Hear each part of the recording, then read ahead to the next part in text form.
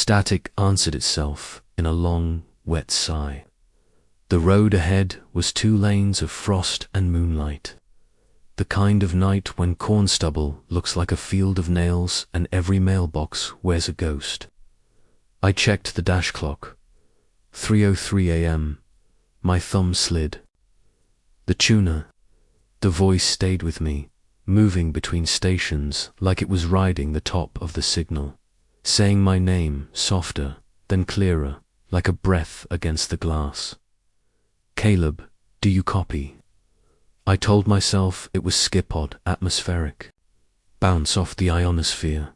Voices from 1,000 miles away. It's the sort of nonsense you tell yourself at 3:03 a.m. when your father has been dead for 8 days. You're driving back to the house you swore you'd sell without stepping inside, and you do not want to hear the past pronounce you. I killed the radio. The voice kept talking, not from the speakers, from the vents. I pulled off at the next exit into Greywater, my father's town. 1 main street, a feed store, a diner that opened at 5, a radio tower blinking its single red light on a hill like a heartbeat that had learned to count. Across the street, an old station sign half fallen against itself. WQT, Our Quiet River. Radio, and below that, in black letters that seemed freshly painted no matter how long you stared. Always on, the clock on my dash changed, and the voice stopped. 3:04 a.m. Normal silence filled the car heater, fans, engine idle, my own breath. It was colder inside than out. I told myself I'd imagined it. Then the radio in the diner across the street clicked on by itself, and I watched the night cook. Sleeves, ball cap, back turned freeze, when a woman's voice came out of the kitchen speaker and said his name. 1. The town that stays awake. Greywater looks like any Midwestern town you pass through on the way to somewhere people have heard of. Square brick courthouse, narrow storefronts, flag whipping under a street lamp, but at night it has another geometry. Houses step back from their porches. Windows refuse to catch light. Roads narrow when you drive them. Greywater understands how to look like a photograph taken by someone who didn't want to be there. I parked by the diner and sat a minute with my hands on the wheel. My father's key ring was heavy in my pocket house, garage, shed, a tag from a locksmith that closed the year I left for EMT school. I didn't plan to sleep, just grab documents, maybe a box of Polaroids, and go. The diner door chimed like a church bell in a blizzard. The cookrick, if the stitched name on his chest was to be trusted, stared past me toward the radio mounted above the pie case. The radio stared back. The tuning needle was stuck dead center, volume at 0. The red on-air light next to it pulsed with the same rhythm as the tower on the hill. Rough night, I asked, voice trying casual. My breath steamed. Rick blinked, like someone had slapped the evidence out of his eyes. Coffee? I'll take it to go, I said. He poured. The radio murmured. He went stiff again. Don't answer, he said, voice low. Whatever it says, don't answer. It likes to know that you're listening. What likes to know? Rick shook his head. Happens at 3:03. Been that way since the mine collapse. Folks say it happened before that too, but the collapse made it loud. I don't listen. I play bluegrass on Spotify and let it talk to itself. You just said, I don't listen. He slid the coffee across. Your dad used to say, the tower and the town were married. Tower rings, town wakes up to say I do all over again. My dad said that. I couldn't keep the surprise from my voice. Rick squinted. Aren't you, Caleb? He said you'd be coming. Said you'd hear it. Said you always did. I left at 20 and let the door chime after me, I told myself. The voice had been a trick of grief. Then my phone buzzed in my pocket with a notification I hadn't asked for. Alarm set for 3:03 a.m. I hadn't set it. The alarm had no toggle to delete. I turned the phone off. The screen darkened. In the reflection, for half a second, I saw an on-air sign where my face should be. House keys and Dead Frequencies' dad's house sat 3 blocks from the hill. White paint peeled into maps. Porch swing tied to a hook so it wouldn't rock when the wind tried to talk. The front door stuck the way it always had. You had to lean into it like you meant it. Inside, the house smelled of old wood and cold, a familiar, layered quiet. His slippers were by the chair, his mug worlds oak. Dad held a ring of tar at the bottom. I went to the office first. Maps pinned to one-wall county lines, topographical swirls, a paper overlay on plastic tacks showing the angles of the radio tower's guy lines. Dad never worked for the station. He drove a truck for 36 years, but he'd always loved radios. He could pull a voice out of the sky with a coat hanger and a prayer on his desk. 3 spiral notebooks labeled in block letters. Log replies, Rulesi, opened rules. If it says your name, do not answer. If you answer, it learns your voice. It will speak back to you in it. Do not answer anyway. At 3:03 a.m. it is strongest. Before and after it can still talk, but it prefers that minute. That's when it can make other devices help. It cannot cross running water. It hates the sound. It will pretend otherwise. It can ask for help. People are its favorite errand. If you must reply, say I copy and nothing else. Then leave town before it repeats your name. Don't look at the tower while it's talking. You'll think you see someone on the catwalk. You will. There were more. I read them with the sensation of opening a letter from a doctor that starts with, "We found something." The lists kept his handwriting broad, neat strokes that had signed field trip permissions and mortgage checks with equal steadiness.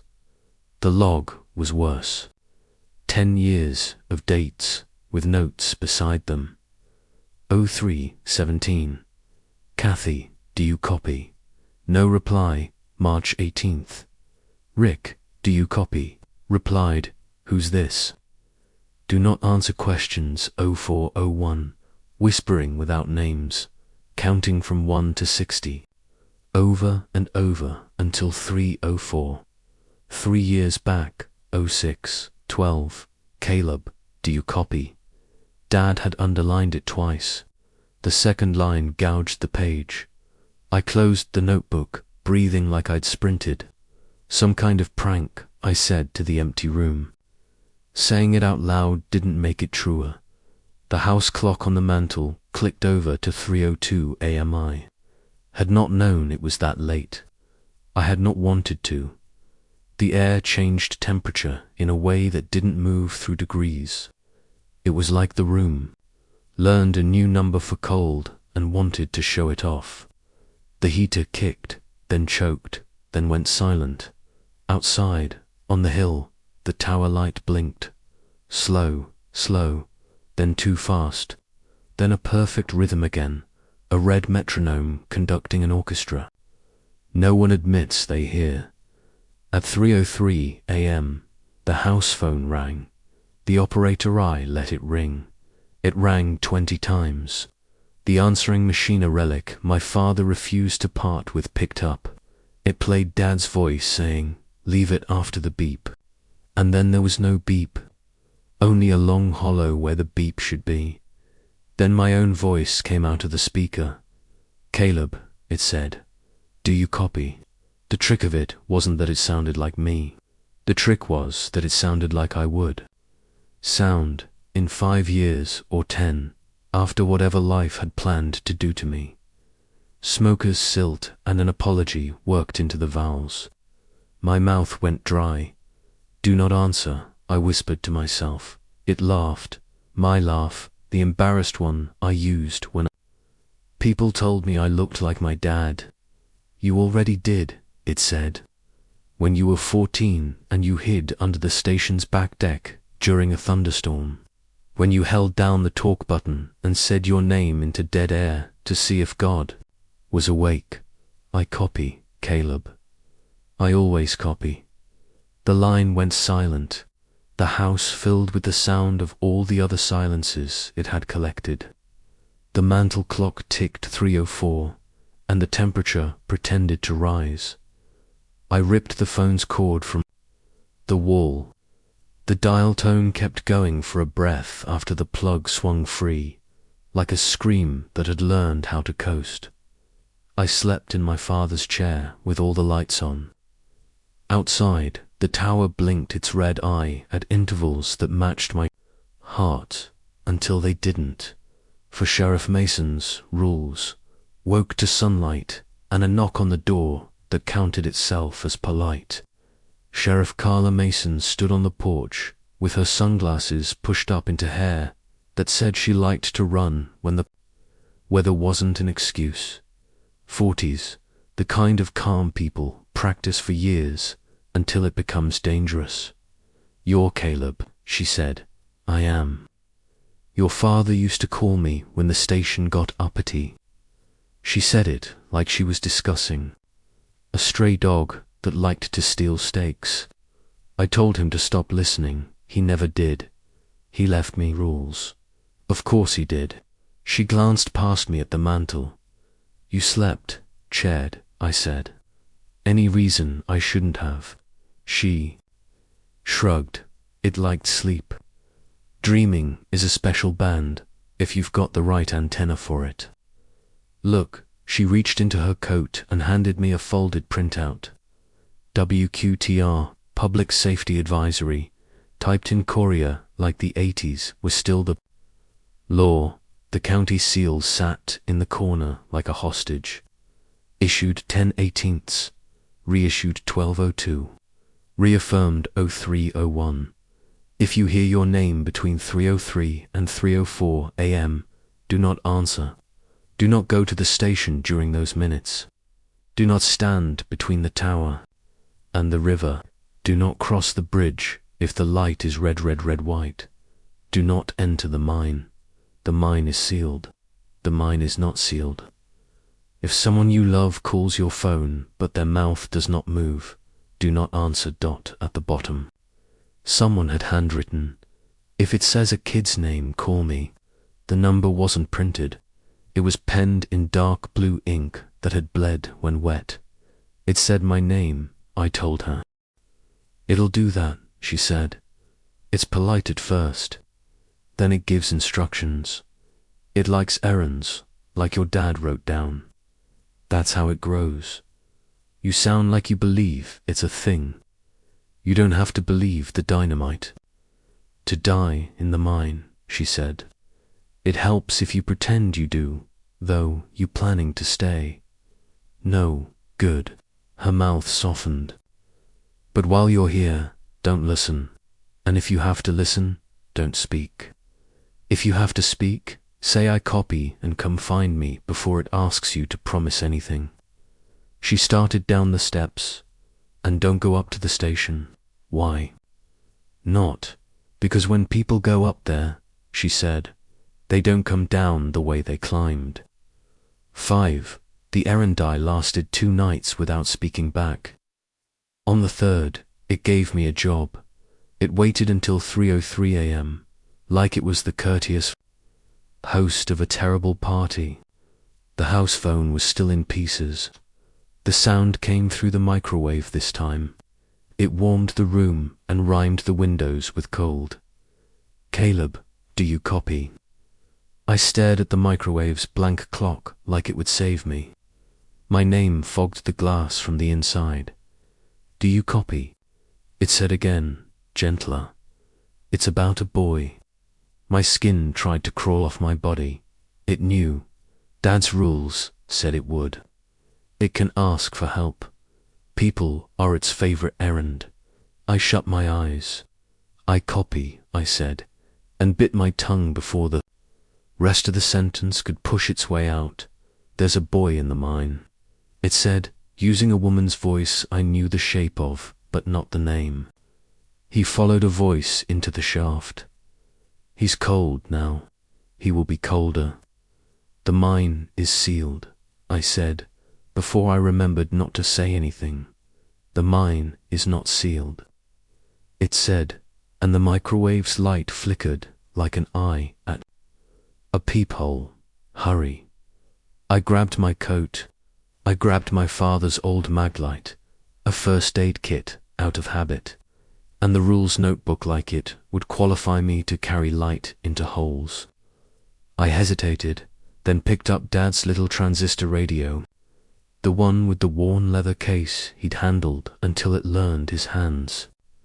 I don't know why. Maybe I wanted something that had listened to him and not to it. The mine sat a mile outside of town, beyond the old bridge over Greywater Creek. Someone had put up a new chain-link fence and a very serious sign. Someone else had cut the fence and folded it back like a curtain. The red tower light synchronized with the creek's ripple, and I understood why the advisory had mentioned not standing between tower and water. The space in between felt like a throat. The entrance was a concrete mouth. The mine breathed. I told myself it was just temperature differentials. I told myself a lot of things. Then a small voice cried out, thin and paper dry, "Hello." I clicked the maglite. Beam. Dust like weather in a place that didn't have weather anymore. Old track lines, a cart rusted to stillness, a hard hat with a sticker that said OSHA is watching in a way that sounded like a threat. "Hey," I yelled, because the job was bigger than the rules. "Keep talking." The boy's voice came again from deeper in. I followed, counting my steps, marking corners with chalk from Dad's toolbox, calling out numbers like a spell against forgetting. At the second turn, the radio in my coat crackled. Instinct made me pull it out. The needle wasn't moving. The radio wasn't on. "Caleb," it said. I almost answered before I remembered what voice would answer back. 6 things that don't bounce. My EMT instructor once said, the human mind is bad at knowing if a hallway will end. We mistake repetition for eternity and forget that most things stop. It's a comfort and a curse. It keeps us walking into the dark because the last 10 steps didn't kill us. It keeps us from pulling back our hands because we don't want to believe stoves stay hot. After the 3rd turn, the mine stopped pretending to be an old workplace and started being a place that people should never have gone. Water hissed in seams, not flowing but squeezing. The light found carvings in the chalk names and prayers and drawings of towers that looked like the one on the hill without pretending to. The rules notebook felt heavy in my pocket, like it was collecting lies. Help. The boy was close. Now, my light caught a sneaker, then a shin, then the little face itself, tear bright and stubborn. He couldn't be more than 12. His teeth chattered in a rhythm that made far more sense than the towers. "I'm Caleb," I said carefully. "I'm here to take you out. What's your name?" He almost said it, then stopped. He was from this town. He had rules, Danny, he whispered, like he'd already failed. I didn't answer at home, but it kept saying my mom's name, and then it said the cat was in the shaft. "And I know you're not supposed to." His voice broke into a sound older men make when their lives finally admit what they've done to them. "Okay," I said. "Okay, Danny, we're leaving." We retraced my chalk marks. At the 2nd turn, my radio spoke again. This time, the voice was a woman's, Sheriff Mason's. Caleb, it said. Do you copy? I stopped.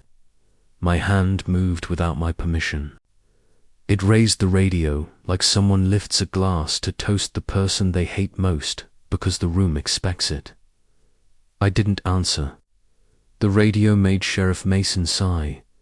You should have told me, she said, warm and disappointed. You should have called. I could have met you at the bridge. I could have brought the rope we like. I could hear the rope. I could hear how it sounded when it unwound.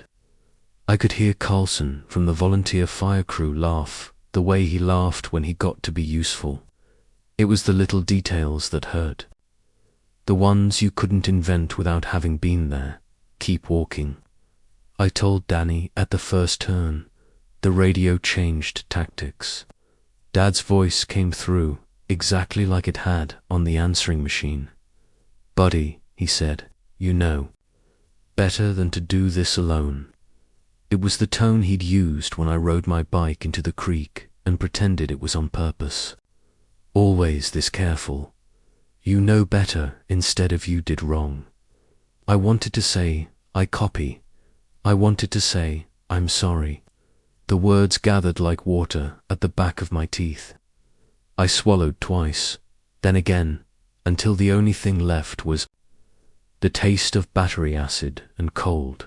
We stepped into the mouth of the mine and into air that belonged to people again. The tower's light blinked white just once. I didn't know it could. The station door eye took Danny to Sheriff Mason's house, because that's what the advisory implied you should do with dangerous midnight children, and because I didn't want to bring him to my father's. She opened her door before I knocked. You did good, she said to Danny, because she was that kind of law. You did good, she said to me, because I'd need to hear it more but remember it less. She fed him cinnamon toast and tea, and when he'd stopped shaking, she looked over his head at me. Don't go up there, she mouthed. I nodded. I meant it. I meant it as much as I had ever meant anything. At 3:03 the next night, the radio didn't call my name. It called hers. Carla, it said cheerfully. Do you copy? Her living room lamp flickered. The tea kettle began to whine. On the unlit stove, Danny's spoon paused halfway to his mouth, milk dripping back into the bowl in a slow string. She didn't answer. She stood, took the kettle off the burner that hadn't been on, and set it on a towel. Her hand shook once just, once and then the shake went somewhere else that wasn't allowed in the room. Caleb, the radio said. Caleb, do you copy? We don't always get both of you in the same place. It's special. We should celebrate. Turn it off, Sheriff Mason said. It is off, Danny said, voice small and angry. It's always off. It doesn't care. The rules notebook pressed through my jacket against my ribs like a thumb reminding me of a bruise. I pulled it out and flipped to the back. My father had made a page for if it says someone else's name. Do not answer for them. Do not put your body between them and the sound. If the white blink comes, cover the other person's eyes. It cannot compel to people at once, unless one is a child. The lamp flickered again. Between one pulse and the next, the room said studio. Instead of living room, the couch turned into a long board with a red light on one end and a calendar from 1989 tacked to the cork wall. There were coffee rings where our cups had not been. A coil of cable lay under the coffee table like a snake, asleep and pretending to be a rope. We're going up there, Sheriff Mason said, voice flat. You said, I know what I said, she snapped, and the snap frightened her, which frightened me. I also know what happens when it stops asking and starts telling. It's going to try to use him again. She jerked her head toward Danny, who had gone rigid. And it's going to make it permanent. How? You'll see, she said. and grabbed her keys. The station door had a padlock that belonged on a locker at a school where they teach you to pretend locks aren't the point. Sheriff Mason cut it with a tool she retrieved from her trunk that looked like it belonged to a different kind of sheriff. Inside, the station smelled like hot dust and paper, a smell that never leaves rooms, where people told the truth with their voices for money. There was a chair in front of the console, a dent in the cushion where a body liked to sit. The mic wall, a foam windscreen like a bruise. The on-air light was dark. "Wait," I said. And then the white blink lit the tower like a lightning bug that wanted to be frightening. For a moment, the studio's dark glass reflected three figures that weren't Arzan, old man in a ball cap, a tall woman with headphones resting on her collarbones like a necklace, and a boy in a hoodie with his eyes closed like he was listening. For his name, the on-air light came up by itself. The sound you hear when someone breathes in to say your name filled the room. The contract I don't know how to explain what that minute feels like unless you've been inside it. It's longer than a minute. It's shorter than a scream. It holds your childhood and your future by the back of the neck and asks which one. You'd rather give up. "Caleb," the voice said. It wasn't mine this time. It wasn't Dad's. It wasn't Sheriff Mason's. It was a fourth option. I didn't have names for someone made of signal. Someone who had borrowed enough people to be a person. "Do you copy?" "I copy." The words leaped. I was too. Slow to stop them. It exhaled, satisfied. "Good. We'll make it quick. The boy can stay. You can go." "No," I said, and the room found places to put echoes that had been dusty for a long time. "Don't bargain," Sheriff Mason hissed. "It knows bargaining better than church." "Danny doesn't belong to you," I said to the voice. "You can't keep him." My mouth felt full of pennies. My teeth worried, a cut on my tongue, until the taste of blood made the pennies taste like pennies again. "We don't keep," it said. "We make sure the station has a voice. The tower has to talk. The town has to listen. It's not personal." "Then use me," I said, because the rules notebook had a page for "If IT asks for a substitute," with nothing written beneath it except "Don't, Caleb." Sheriff Mason said, "Stop." Danny was crying without sound. The kind of crying that cracks the shell and leaves the hatchling alone with its wet, heavy wings. "Use me," I said again, louder. "Let him go. He's a kid," the voice considered. The lights dimmed. Once, the on-air sign flickered and then held steady. "You were always such a good listener," it said. "Since you were 14. Since you held down the talk button and asked if anyone else was awake. Since you moved away and learned to listen to dying people on the radio because no one else would. Sit." The chair rolled back by itself an inch. The dent in the cushion became persuasive. "Don't," Sheriff Mason said. Her hand found my sleeve. I could feel the tremor she'd let the kettle borrow. "When you leave," I told her, and didn't let myself think about the fact that I said when and not if. Burn my father's notebooks. There's enough there for it to learn too much. "You're not," but the tower blinked white a second time, and in that soft, monstrous light, I understood the math. 3 people, 1 child. It could take 2 if one was small. It would always pick the voice that belonged in the chair. I sat. The headset was warm. Soundcheck it started with a script. Paper slid out of the printer that had not been plugged in since before my father's death. The paper felt damp, like it had come up from somewhere rather than out of something. It held the station's license copy in small, perfect type. The kind you read at the top of the hour to prove you exist. "This is WQTR," Greywater, serving Ross and surrounding counties since 1947, always on.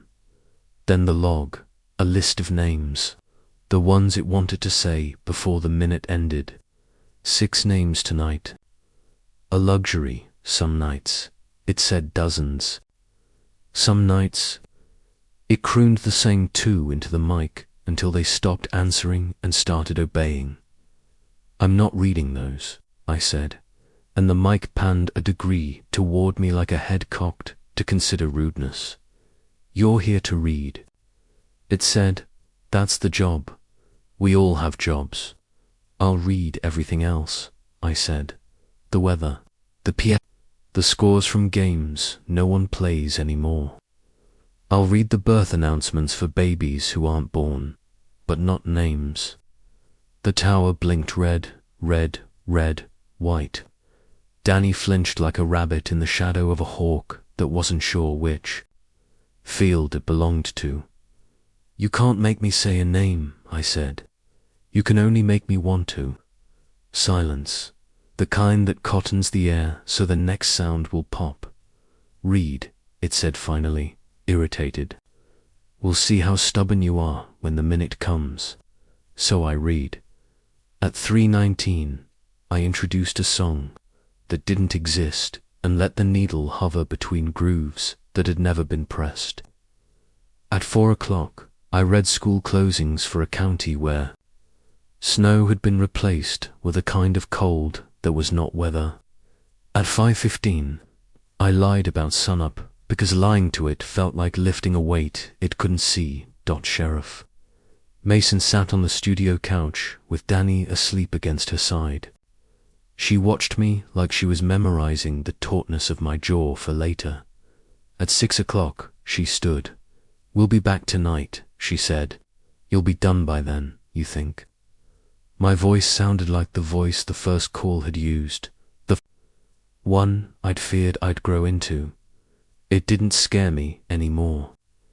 It sounded like a tool I could choose to pick up. If you're not done, she said, I'll send in the whole damn town. Don't, I told her, and meant it in 1,000 tiny ways. The minute that stretched you learn a lot about a town when you're its voice.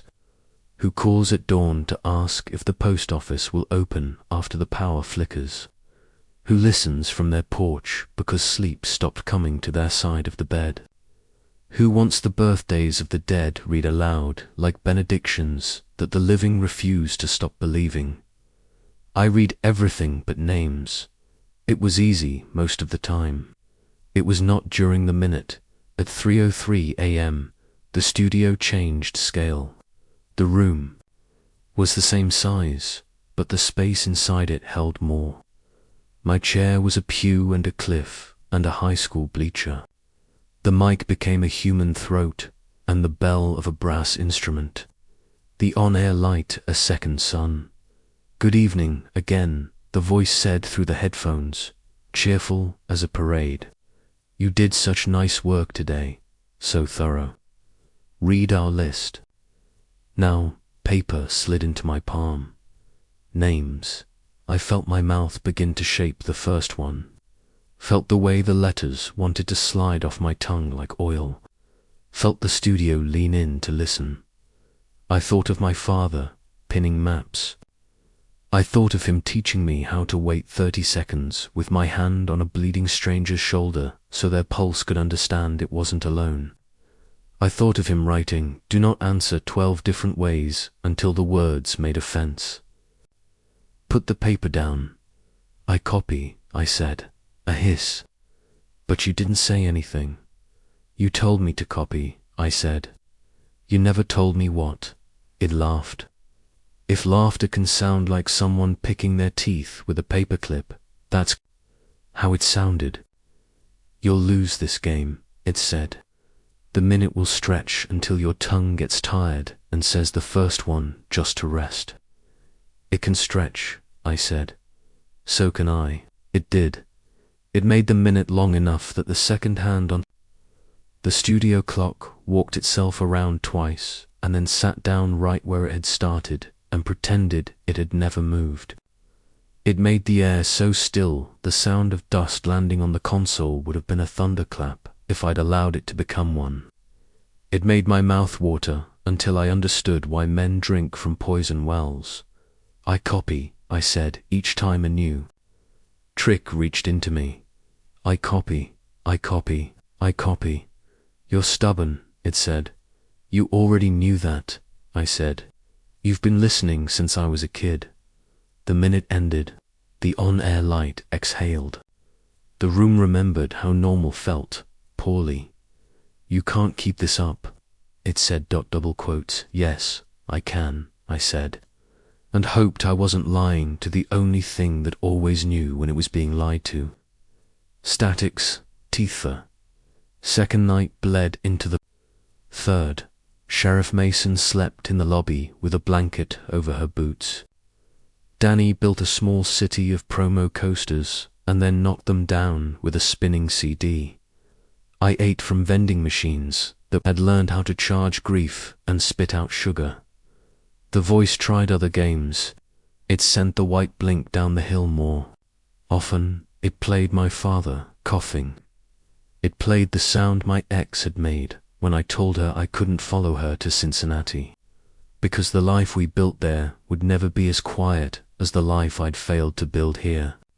It played traffic reports from roads that hadn't existed since before I was born. At 3:03, it became kind.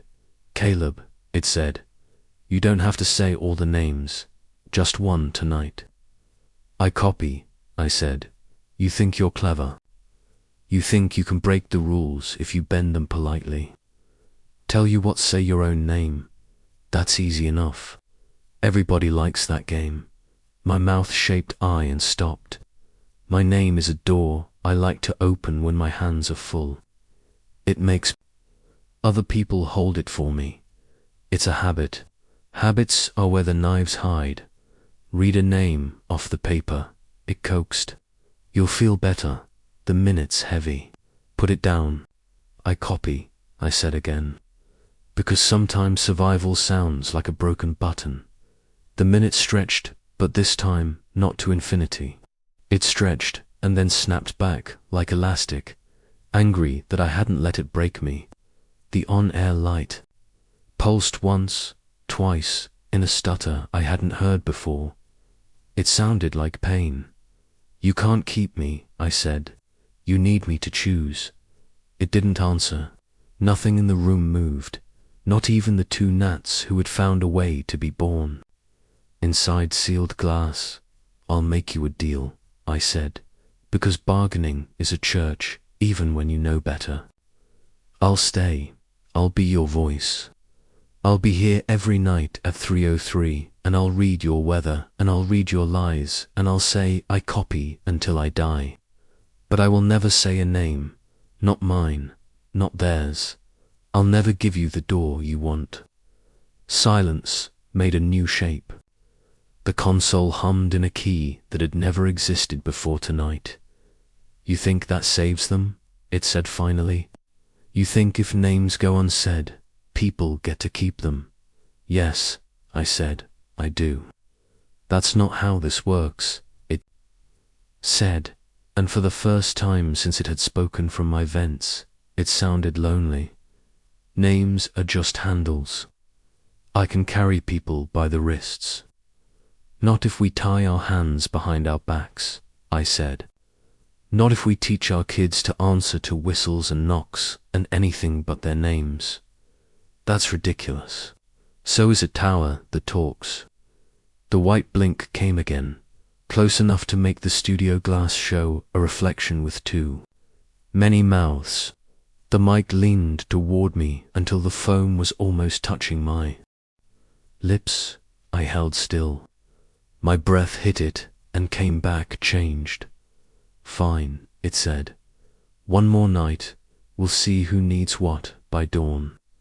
Always Anan, the fourth night, every radio in town turned itself on, not just the ones in kitchens.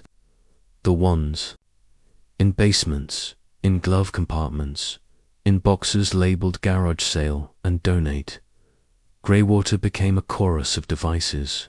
On-air signs lit up in rooms that had never earned them.